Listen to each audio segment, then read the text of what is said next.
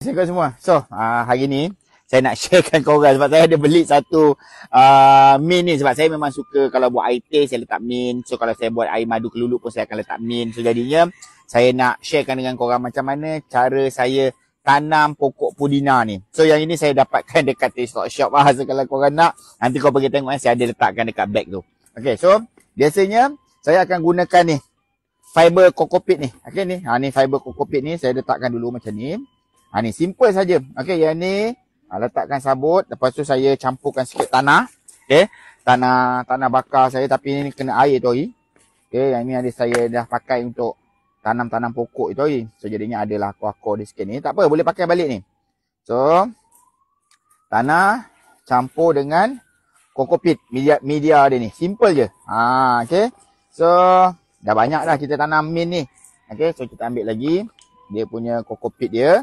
Sebab dia nak tanah tu gembur tau. Dia nak tanah ni kena ada banyak air. Tapi dia tak boleh berendam dengan air. Okay, insyaAllah. So, ni. Nampak tambah sikit lagi. Kita nak dia banyak dia punya sabut dia ni. So, bila sabut banyak. Kalau kita terlepas pandang. Untuk apa orang cakap? Untuk siram satu hari pun. InsyaAllah dia boleh bertahan kan. So, kalau kau tengok sini. Pokok-pokok saya ni kan. So, saya ni jenis suka menanam pokok juga tau sebenarnya. Okay, so macam ni cukup dah memadai. Okay, so kita ambil lah kasur ni. Ni kat kedai ko je ni.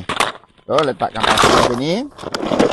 Simple je. Ini cara nak tanam dia So kalau korang yang jenis suka apa, suka minum air teh, letak min apa semua kan, kau buat je macam ni, senang. Okay, tak susah pun. Okay, so dah siap macam ni. Okay, letak sini. Kita tengok ni simple. So kita ambil ni. Ni ini selalunya kalau saya pakai tanam pokok jenis macam ni, saya pakai jenama ni. Dia memang lagi senang nak hidup. Lepas tu memang tangan kotor ni. Nampak tak? Simple saja. Okay, letak. Ni dia punya benih dia macam ni rupa dia. Okay, warna dia halus. Jangan tabur banyak-banyak. Okay. Oh, mak tabur nampak ni. Saya cakap jangan tabur banyak-banyak. Dia dah ni dah. Dah terbanyak dah ni. Okay. Kau tabur je macam ni. Dah. Simple je. Okay. Ni pun dah terbanyak ni. Nampak? Ni semua benih dia ni. Okay. Ni semua benih dia ni. Tabur je lah. Tak apalah. Ini dah tertabur banyak-banyak ni. So, jadinya simple je ni. Okay. Lepas kau orang tabur ni, kau biarkan je. Sebab kokopit ni, dia dah basah. Kokopit ni dah basah. So jadinya nanti dia sendiri akan hidup. Biasanya lebih kurang dalam seminggu, 14 hari tu korang dah nampak dah. Dia dah tunas-tunas, dia akan jadi macam ni lah.